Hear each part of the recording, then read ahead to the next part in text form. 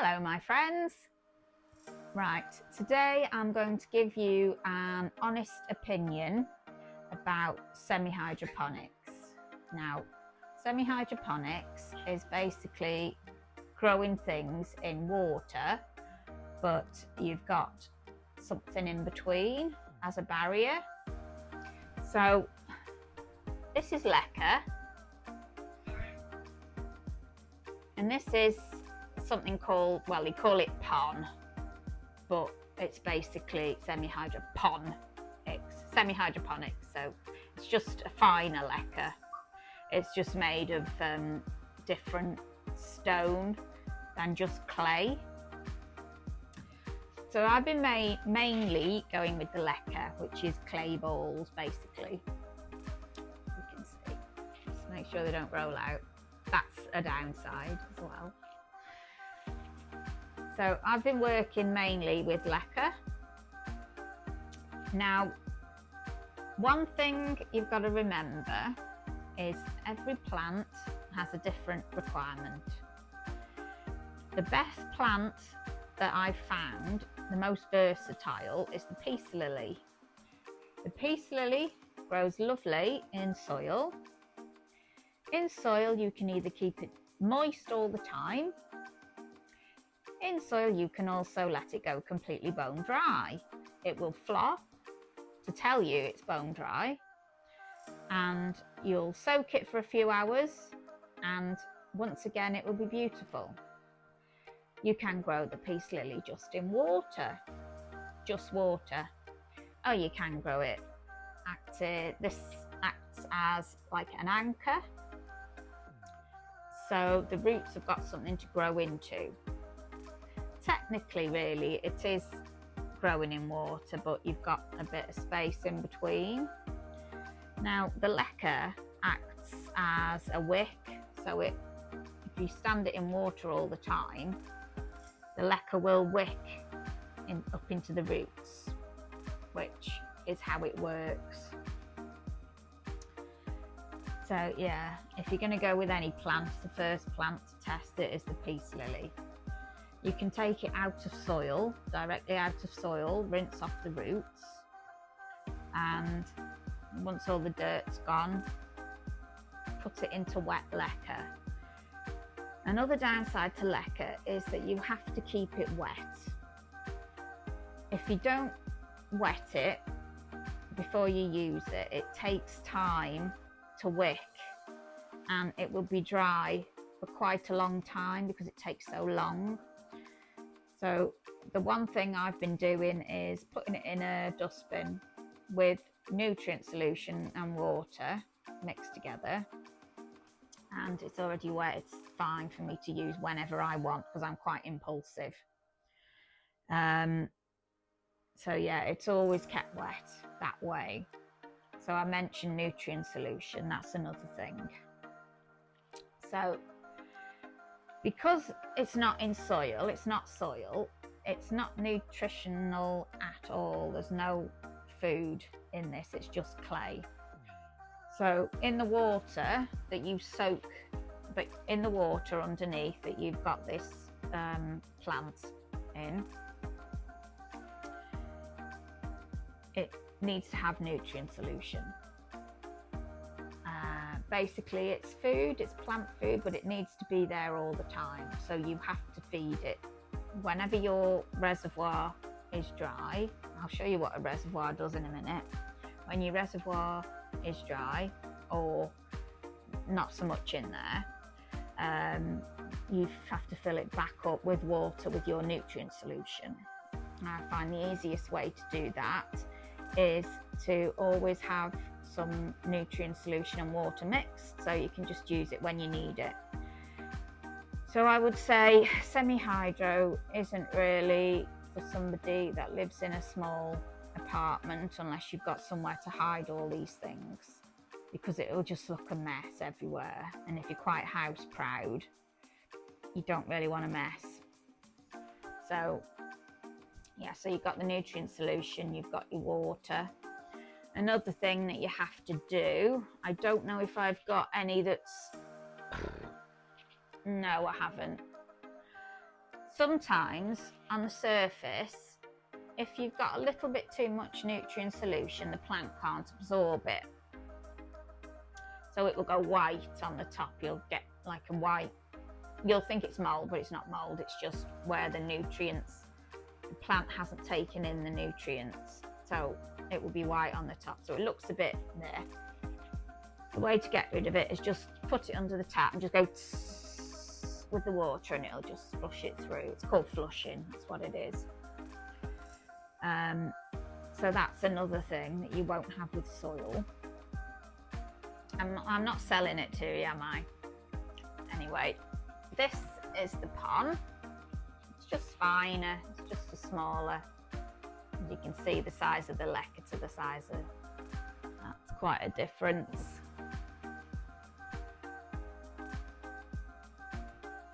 So with the pon, you would use it for your plants that have got finer roots, like string of hearts, string of pearls,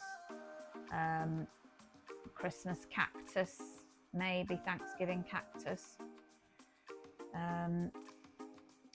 maybe succulents might do better in that. I'm trying to think of any fine roots. No, I can't off the top of my head, but those are some examples of it. This behind me, this fern, basically is underwater. It's in leca, but the reservoir is so high, it's practically, the roots practically in the water. I've let it go dry, and as in true form, what does it do? It starts shedding all the stupid leaves everywhere, making a mess. So just keep it practically underwater, because if it goes dry, you've had it, it's gone. It's dramatic. Oh, a bit like the peace lily when it needs water and that just flops over. Oh, I'm dying, I'm dead, I'm dead. No, you're not dead. Stop it. Stop it. Wake up. So that's what that, is it a maidenhair fern? I think it is. Well, that's what I've been calling it anyway. So yeah, that likes to be practically submerged, as does the peace lily. So these are, you have to sort of watch them quite closely that they don't dry out. So they're quite high maintenance in leca. Low maintenance is the same as you would treat in soil, the snake plant. Now, this is a self-watering pot. This has an indicator, which I always make sure it's on minimum, because as anybody that keeps a snake plant knows, it likes to be dry, very dry. If you water it and it's kept wet, it will rot, it will die. So yeah, the snake plant with the reservoir, just incredibly low. So either use a wicking setup, which is this. I've got a lot of these pots. So this is your wick. You can use these with soil as well, but I'm using it with leca because that's what I'm trying to do. That's what I'm trying to do. I'm trying to switch all my plants to leca. But whether it's possible with all plants, I've no idea. So this is a wicking pot, a wicking setup. Now I think these are the newbies approach to semi-hydro, because you're not going to, it's not overwatering, is it? You don't want root rot. So this is a reduced chance of getting root rot. The only way for this now to get root rot is for it to grow into the reservoir and get its roots wet. Some plants don't mind, some plants will rot, so you'll have to then take it out and give it some maintenance and cut off some roots and take the level back up. away from the water. So that's a wicket. This other pot here, as I've said, that's a self-watering one.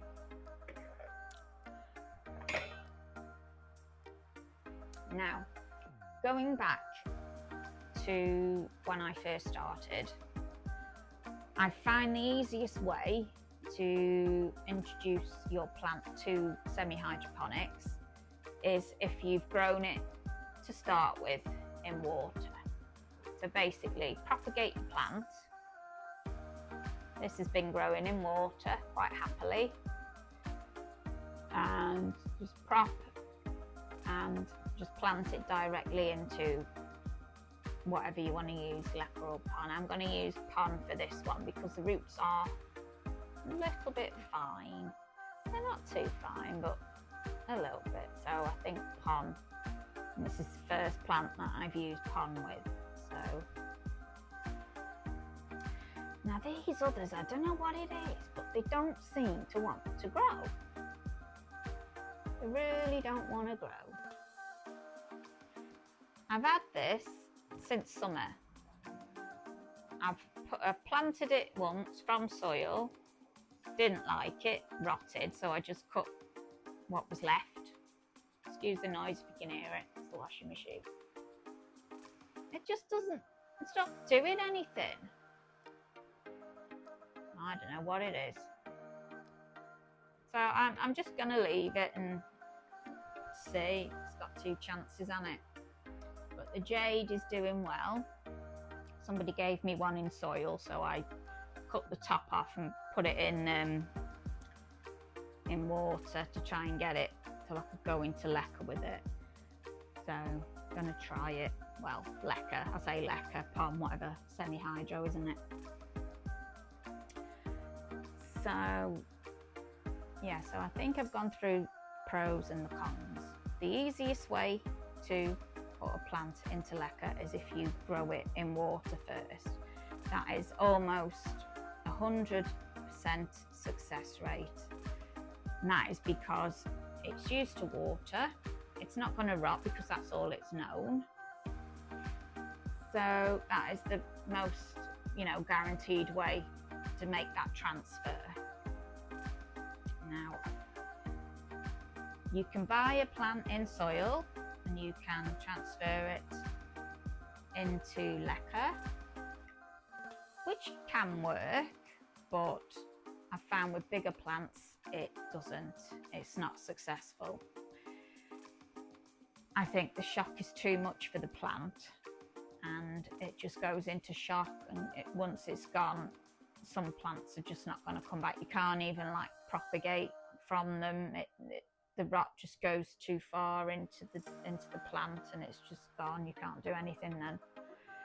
I had a bird of paradise that I bought, which to me broke the bank. It was $7.99. How dare it be so expensive?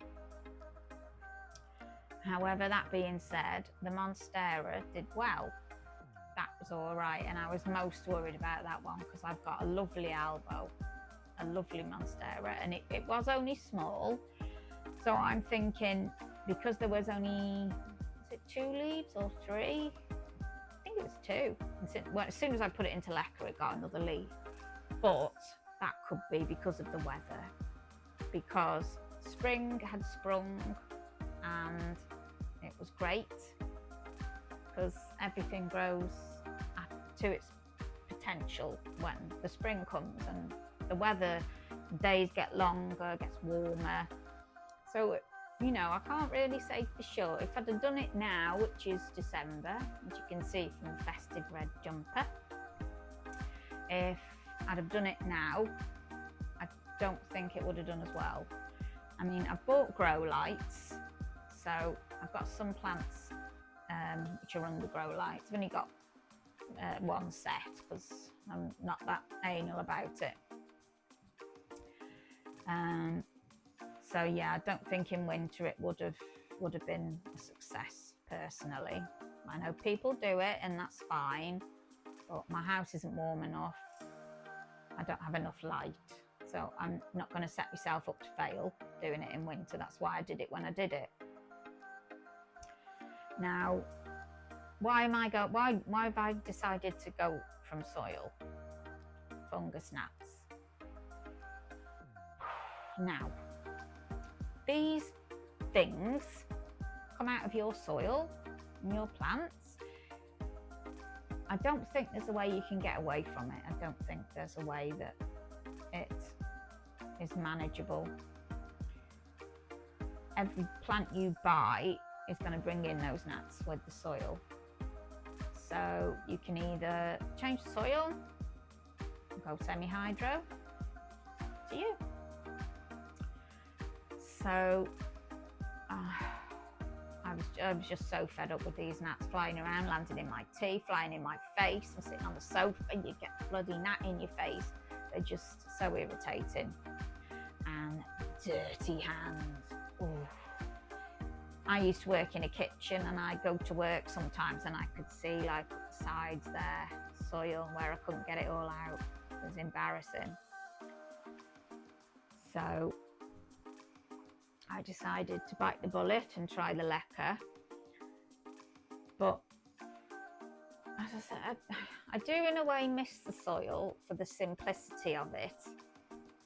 It is simple, but also this peat-free stuff that they're making at the moment. They're just chucking it together. It's rubbish. It doesn't hold the water properly.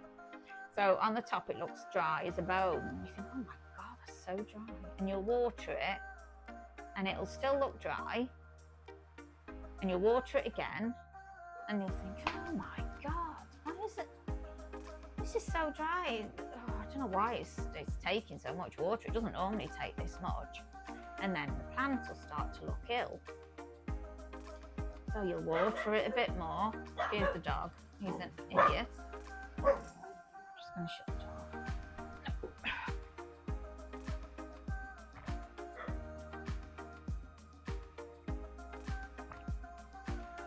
Thirsty work, all this video in. Oh yeah, the peat-free compost. Looks dry as a bone. And then your plant will fail. It'll start to look ill. And then you'll think, I've tried everything. You'll water it, you'll feed it, you'll move it. You'll try everything to get this plant to pick up, and then it'll start to go yellow. Now, what does yellow indicate usually? It means you're overwatering it. And you'll think, my God, this plant is dry as anything. I just don't know what I can do. And you'll take it out of the pot, and the soil, it'll be like mush underneath it. It'll be so muddy and sloppy, and you'll be lucky if you can save your plant when it's at this stage, and you'll start to see the roots started to rot off as well. And a way to avoid it is to get a moisture meter, which are really good. They do help a lot. But the main thing I find with the fungus gnat issue is watering it from the bottom is supposed to help. Watering it from the bottom, it doesn't make any difference. You're still going to get them anyway, I've found.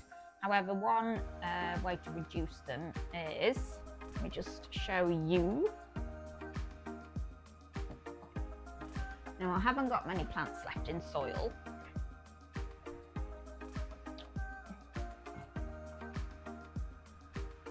But I bought this one from Lidl, and there was a little offshoot, so I divided it, and that one is in leca. And this is still in soil because I didn't want to lose the plant after the bird of paradise disaster. So that is gravel, not gravel, potting grit on the top of that, and a yellow sticky trap which has got a leaf on it at the moment, but never mind. You can see there's some fungus gnats on that trap, but there's not many, and I think that is due to the potting grit on the top. That is just a tip off of a house plant group that I'm on. That is in a self-watering pot with compost. It's all right, and it does seem I don't seem to have a problem with fungus gnats in the kitchen, which is good because nobody wants that in their tea. So yeah, it's a difficult one. I don't think with fungus gnats you'll be able to win with the watering unless you've got a moisture meter, because you won't be able to see it, even though peat free you can't tell anyway because it's dry on the top. And self-watering pot, these little ones are great because they're cheap, but what happens when it goes bigger, when you get your bigger plant? So pros and cons, lacquer and soil, and I think I've covered them all. So if that's what you're planning to do, is to go to semi-hydro, either get in touch with me and I'll see if I can help, because I'm in a lot of groups, and if I can't help, I'm sure I can find somebody that can. And I think that's about everything. So thank you for watching, and look out for any more videos, and don't forget to like and subscribe.